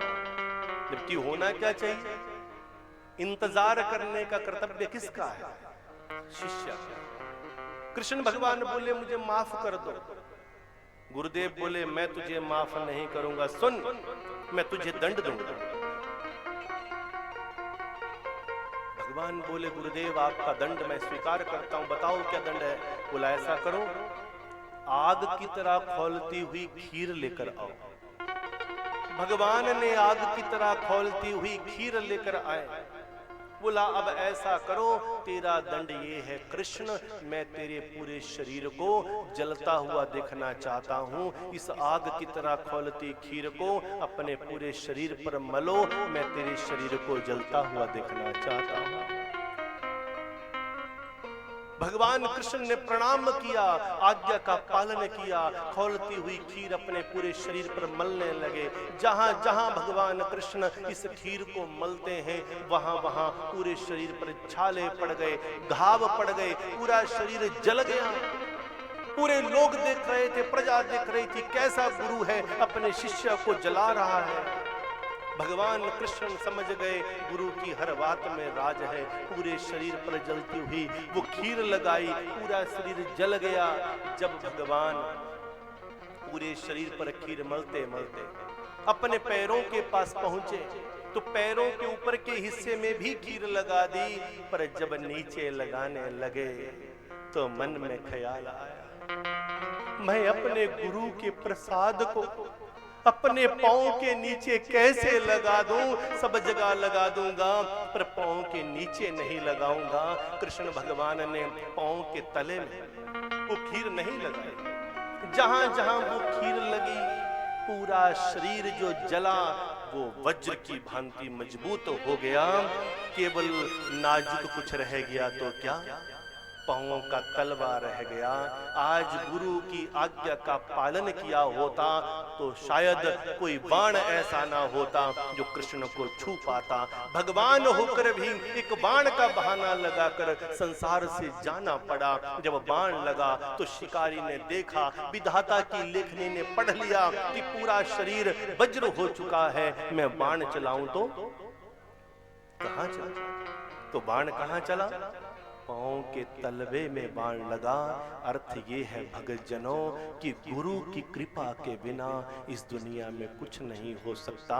अगर सतगुरु गाली भी दे दे तो उसे भी वरदान समझना, सतगुरु कुछ भी कह दे उसे भी वरदान समझना। अगर सतगुरु ने जो कह दिया समझ लो वो केवल और केवल तुम्हारे कल्याण के लिए है। सतगुरु कभी अपने कल्याण के लिए कुछ भी कहते, इसलिए ये दिल परमात्मा की कृपा। संत हृदय को कौन जान पाता है, गुरु के हृदय को कौन जान पाता है। गुरु कहना बहुत आसान है, बनाना बहुत आसान है, पर गुरु के कर्तव्य को निभाना बड़ा मुश्किल है। बोला जहां ले चलोगे वहीं मैं चलूंगा, जहां नाथ रख लोगे वहीं मैं रहूंगा। एक बार जो गुरु चरणों का आसरा पकड़ लिया, एक बार जो गुरु चरण पकड़ लिए तो फिर हे प्रभु हाथ पकड़ के भव से पार कर देना, पर हाथ छोड़ना नहीं। राजा परीक्षित ने स्वामी सुखदेव के चरण पकड़े। सुखदेव बोले राजन अब तुमने पूरी के पूरी कथा का सार सुन लिया है। यहाँ की कथा में राजा परीक्षित के पद पर बैठे हुए माता प्यारो देवी जी और उनका पूरा परिवार, जिन्होंने राजा परीक्षित बनकर इस पावन कथा का श्रवण किया है, उनको सबसे पहले तो ढेर सारी बधाई, ढेर सारी शुभकामनाएं कि बिना किसी विघ्न के इतना बड़ा 7 दिवसीय ज्ञान महायज्ञ आपका पूर्ण हो चुका है। उसकी पूर्णाहुति आप अर्पण करते हैं। नहीं तो दुनिया में कितनी बार होता है कि यज्ञों के बीच में विघ्न पड़ जाते हैं। इतना बड़ा 7 दिन का विशाल महायज्ञ बिना किसी विघ्न के आपके घर में पूर्ण हो चुका है। कथा कभी पूर्ण नहीं होती, कथा को विश्राम होता है। पूर्ण केवल और केवल ज्ञान महायज्ञ होता है। कथा कभी पूर्ण नहीं होती, कथा को विश्राम दिया। आज कथा यहाँ पर विश्राम हो रही है और कल ही कथा धर्मपुर क्षेत्र में एक जगह पड़ती है लौंगणी, तो वहां पर एडवोकेट श्री विदेश पालसरा जी के पवित्र प्रांगण में कल ये कथा फिर से आरंभ हो रही है। 5 तारीख से लेकर 11 तारीख तक धर्मपुर क्षेत्र में इस पावन कथा का प्रवाह होगा। 11 तारीख को वहां से कथा का फिर विश्राम होगा और 12 ही तारीख से बिलासपुर के झंडूता क्षेत्र में पूज्य काला बाबा जी महाराज की ट्रस्ट में झंडूता में बहुत विशाल यज्ञ फिर से आरंभ होने वाला है। उसके उपरांत फिर कथा विश्राम होगी, फिर अगला नालागढ़ क्षेत्र में आरंभ होगी, नालागढ़ से विश्राम होगा, फिर पंडोह क्षेत्र में आरंभ होगी। इसी प्रकार ये कथाएं लगातार पूरा वर्ष चलती रहती हैं और सिद्ध योगी धाम परमात्मा की कृपा को प्राप्त वो धाम है जहां पर इस समय सबसे अधिक कार्यक्रम परमात्मा ने उनकी कथा गाने का हमें सौभाग्य दिया। ये हमारा सौभाग्य है। हमारे पास 2028 तक 2030 तक की बुकिंग हमारे पास पहुंच चुकी है। अगर हमने बीच में किसी को समय देना होता है तो हमें कोई ना कोई प्रोग्राम वहां से स्किप करके आगे कहीं सेट करना पड़ता है, कुछ ना कुछ उछाल करना पड़ता है। जैसे इनका कार्यक्रम था तो ये कार्यक्रम ये जानते हैं कि जो ये डेट थी इनकी, ये जो तारीख थी, ये डेट सोलन के लिए दी गई थी। ये कथा सोलन में एसडीओ साहब श्री नरेश ठाकुर जी हैं, वो सोलन में आईपीएच डिपार्टमेंट में कार्यरत हैं। तो हमने उनको निवेदन किया कि अगर आपका ज़्यादा अभी महत्वपूर्ण जरूरी नहीं है तो आपका हम अगले साल के लिए देख लेंगे। तो उनकी डेट 2-4 महीने के बाद जाने से कोई समय खाली बनेगा तो उसको सेट किया जाएगा। तो भगत जनों, ये बहुत अलौकिक प्रेम है परमात्मा का। हमारा सौभाग्य है, ना हम बहुत बड़े कोई पुराणों के ज्ञाता हैं, ना हम कोई बहुत बड़े कोई कथा प्रवक्ता हैं, परंतु परमात्मा की इतनी कृपा है कि हमारे पास अच्छे से अच्छे, छोटे से छोटी जगह भी हम गए, बड़े से बड़े भी गए और बहुत छोटी सी उम्र में परमात्मा ने संपूर्ण हिंदुस्तान के जर्रे जर्रे में जाकर हमने परमात्मा की कथा का ये गायन किया, भगवान की कृपा को प्राप्त किया।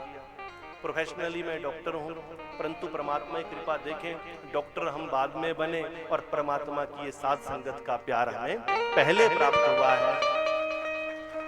और वैसे आध्यात्मिक व्यक्ति बोला ना, मुरारी तेरी यारी सुख ना पाए, मुरारी तेरी यारी सुख ना पाए। अगर आप अध्यात्म के रास्ते पर चलेंगे तो दिक्कतें ज्यादा आती हैं। ये प्यार के सौदे हैं, दिखते ज्यादा आएंगे। आप एक अध्यात्म के रास्ते पर चलकर 2 पैग छोड़ के तो देखो, दुनिया के लोग पीछे पड़ जाएंगे। हाँ हाँ भाई, कहाँ जा रहा तू बाबा बनने के लिए? 2 ताने मारेंगे लोग, फिर तुझे खींच लेंगे। ये प्यार का सौदा है भक्तजनों, ये प्रेम का तत्व है।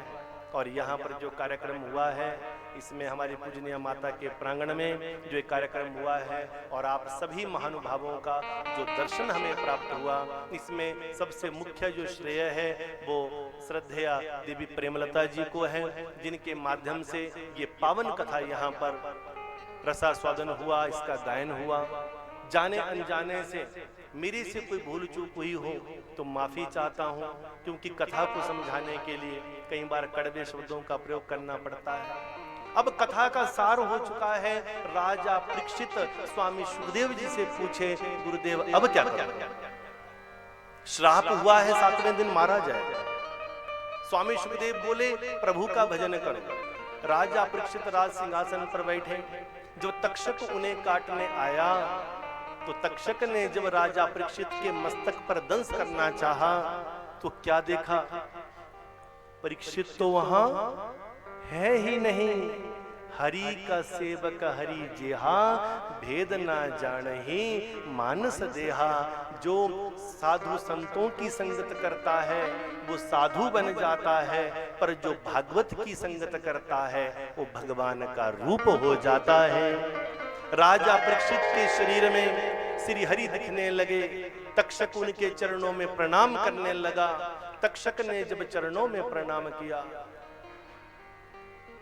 चरणों में प्रणाम करने से राजा परीक्षित का जो शरीर है उसमें दंश हुआ, शरीर ठंडे ठार हो गया। पर राजा परीक्षित के इस शरीर के अंदर परमात्मा का अंश जो जीवात्मा बैठी थी वो ज्योति स्वरूप में निकली। भगवान सुंदर विमान लेकर आए और उस विमान में भगवान ने उस ज्योति को अपने में ही मिला लिया। तो जो कथा का श्रवण करते हैं उनको लेने कभी यमराज नहीं आते, उनको लेने कभी यमदूत नहीं आते। जो कथा का श्रवण करते हैं वो ना स्वर्ग जाते हैं ना नरक जाते हैं, वो सीधे के सीधे बैकुंठ धाम जाते हैं। ये सब तब जब हम सच्चे मन से गुरु चरणों का ध्यान करें, प्रभु चरणों का ध्यान करें। भगवान कृष्ण की कथा से आपने क्या सीखा कि अगर गुरु की आज्ञा का पालन किया होता तो पांव के तलवे में भी बाण ना लगता, और भगवान के ऊपर इस प्रकार का ये बहाना, ये कलंक ना लगता कि भगवान जो पूरी दुनिया को बचाने वाले हैं वो एक बाण का बहाना लगाकर ही चले गए। ये कलंक लगा तो क्यों? केवल और केवल गुरु की आज्ञा का उल्लंघन करने से। इसीलिए कभी गुरु की आज्ञा का उल्लंघन नहीं करना। एक ही बात याद रखना,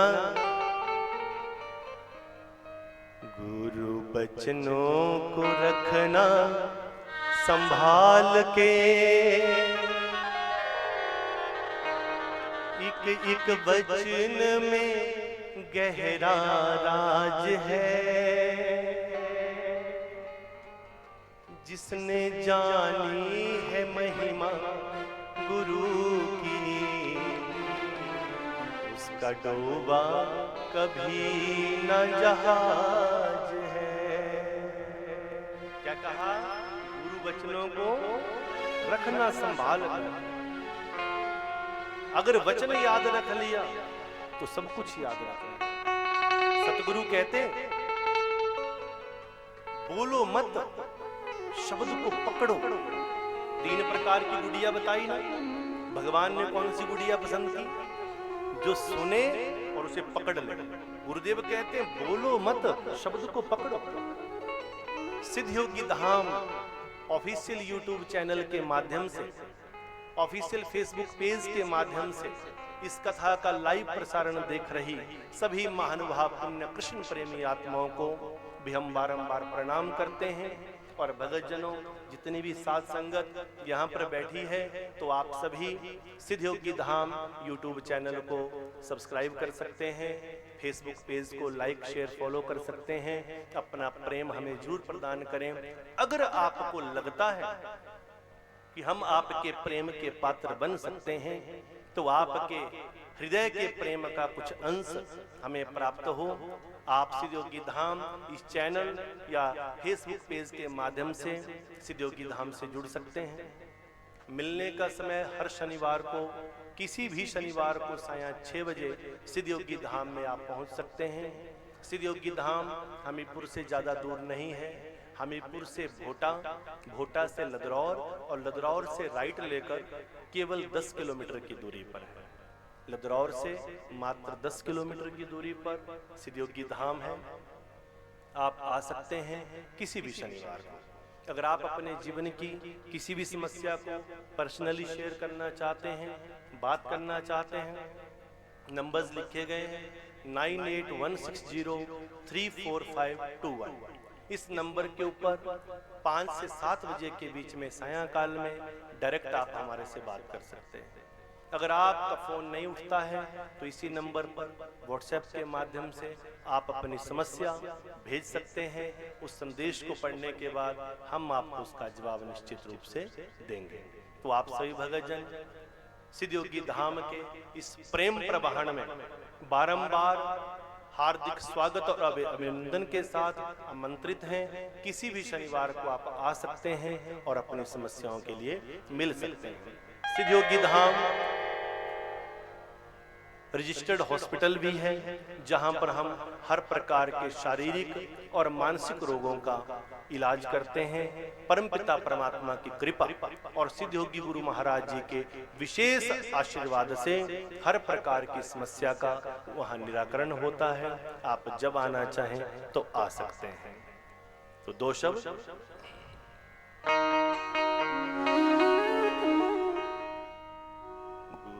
बचनों को रखना संभाल के, एक एक बचन में गहरा राज है।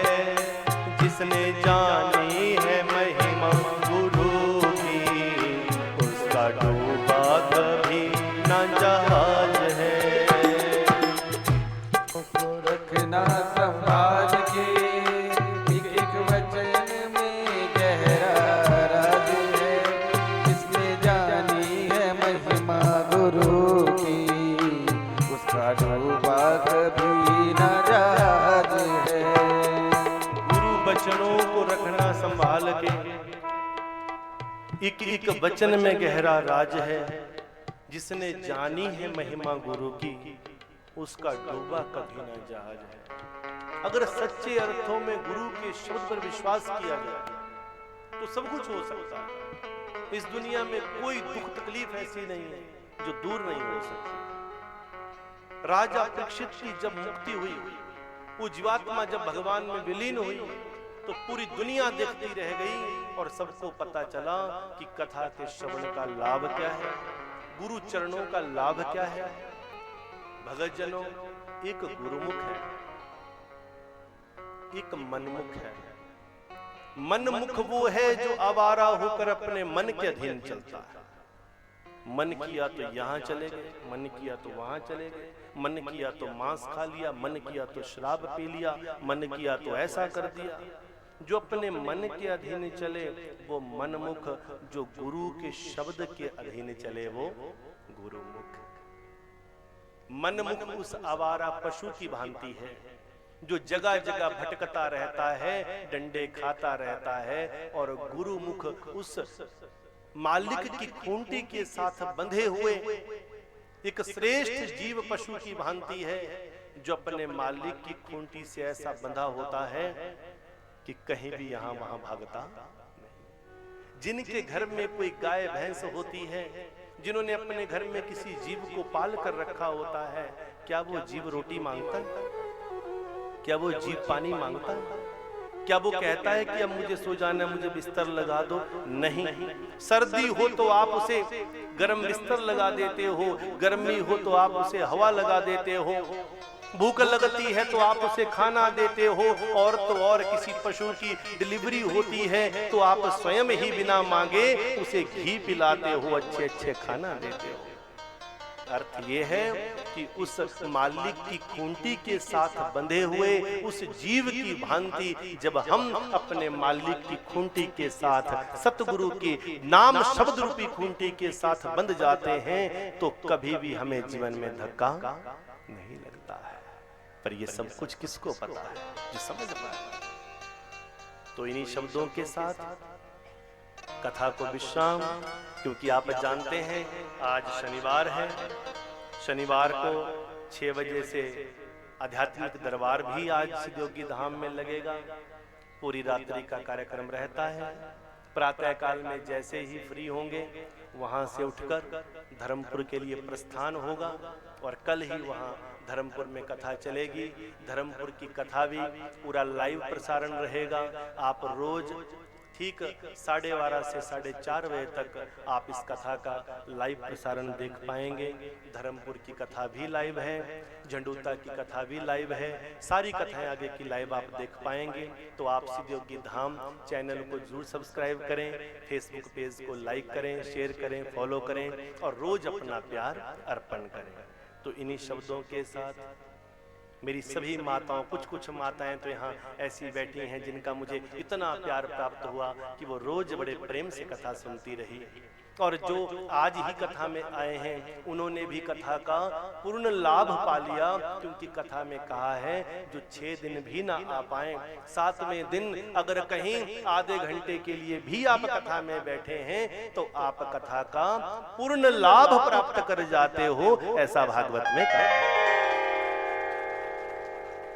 और ये कथा संत महात्माओं को बनाती है, संतों का निर्माण करती है। गोस्वामी तुलसीदास जी कहते हैं कि ये कथा संतों को बनाती है। तो मैं सारे के सारे हमारा जो यहाँ का ठाकुर परिवार है तो इन सभी को प्रणाम करते हुए, पूजनीय माता जी को प्रणाम करते हुए, हर संयोग का अंत वियोग है। जब इतने दिनों तक हम कहीं समय बिताते हैं तो ये सत्य बात है कि जब ये बिछड़न की वेला आती है तो ये बड़ी पीड़ादायक होती है, परंतु संयोग का अंत वियोग है। आगे जाना ही कहा है। कहते हैं पानी और साधु संत महात्मा गुरुजन अगर एक जगह खड़े हो जाएं तो गंदगी फैलने लगती है। पानी बहता हुआ और साधु चलता हुआ ही अच्छा लगता है। तो इसलिए आज इस प्रेम के प्रवाहन में आप सभी को प्रणाम करते हुए, कथा को विश्राम की तरफ ले जाते हुए, भूल चूक के लिए माफी मांगते हुए क्षमा चाहता हूं और आप सभी से आज्ञा चाहता हूं, विदाई चाहता हूं।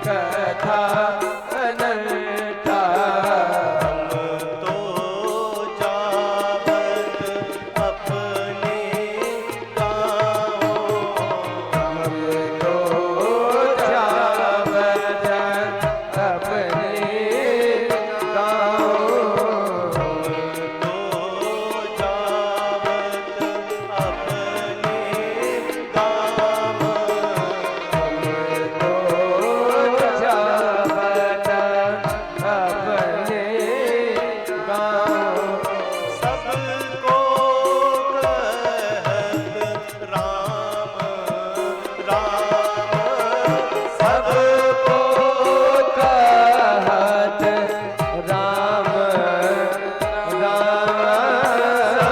सबको बोलत राम राम, सबको बोलत राम राम।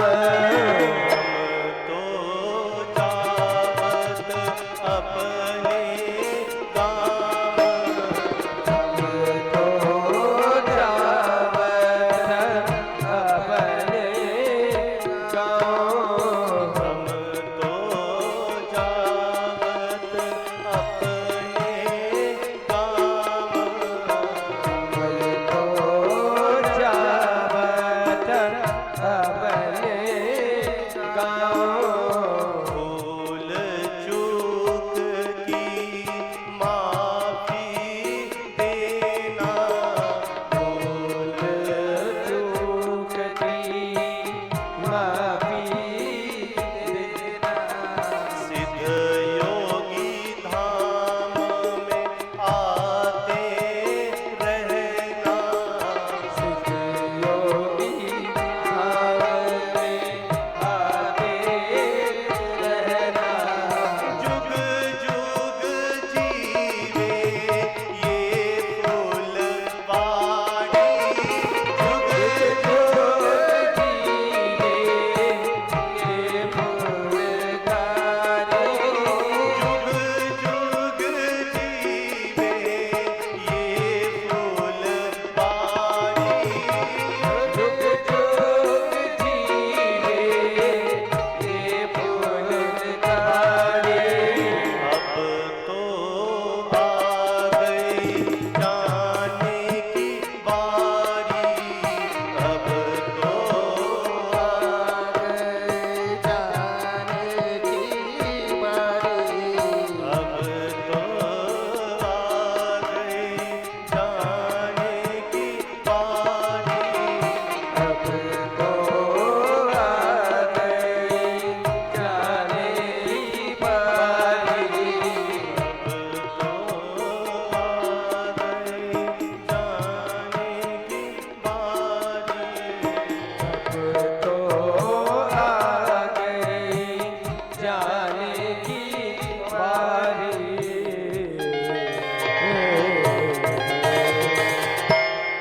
सभी के श्री चरणों में प्रणाम करते हुए, सभी से भूल चूक की माफी करते हुए कथा का विश्राम।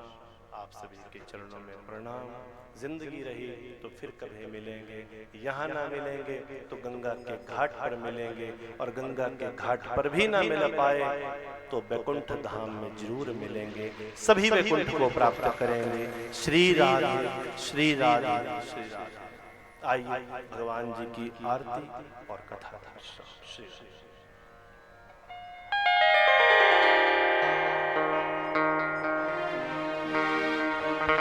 हरि ओम चंद्रमा वंशो जात चक्षुः सूर्यो अजायत श्रोत्रात् वायुश्च प्राणश्च मुखात् अग्निर्जायत। ओम जय जगदीश हरे स्वामी जय जगदीश हरे। भक्त जनों के संग दास जनों के संग चरण ओम जय जगदीश हरे। जो जावे सकल पावे दुख बिन से मन का स्वामी दुख बिन से मन का। सुख संपत्ति घर आवे सर्व संपत्ति घर आवे कष्ट मिटे तन का। ओम जय जगदीश हरे।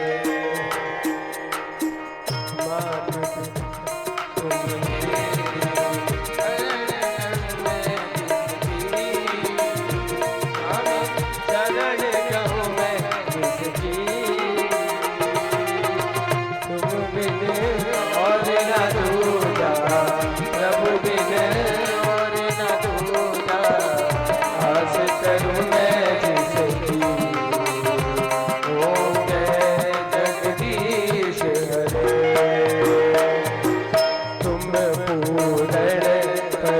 परमात्मा तुम अंतर्यामी स्वामी तुम अंतर्यामी पार ब्रह्म परमेश्वर और ब्रह्म परमेश्वर प्रभु सबके स्वामी ओम जय जगदीश हरे तुम करुणा के सागर तुम पालन करता स्वामी तुम रक्षा करता मैं मूरख खड़काऊं मैं सेवक प्रभु स्वामी कृपा करो करता ओम जय जगदीश हरे तुम हो एक अगोचर सबके प्राणपति स्वामी सबके आधार पति किस बिगड़ो दयाल तेरे बिने मिलो कृपा में प्रभु जी को मैं ओम जय जगदीश हरे दीन बंधु दुख हरता ठाकुर तुम मेरे स्वामी रक्षक तुम सबके अपने हाथ उठाओ दया वाले शरण लगाओ द्वार पड़ा मैं तेरे ओम जय जगदीश हरे विषय अधिकार मिटाओ पाप हरो देवा अमीकत करो देवा सदा भक्ति बढ़ाओ ईश्वर से प्रेम लगाओ श्री संतन हरि सेवा ओम जय जगदीश हरे ओम जय जगदीश हरे स्वामी जय जय दीनानाथ हरे भगवान जय जय राधे श्याम हरे भक्त जनों के संकट दास जनों के अवगुण बंसीवाला दूर करो ओम जय जगदीश हरे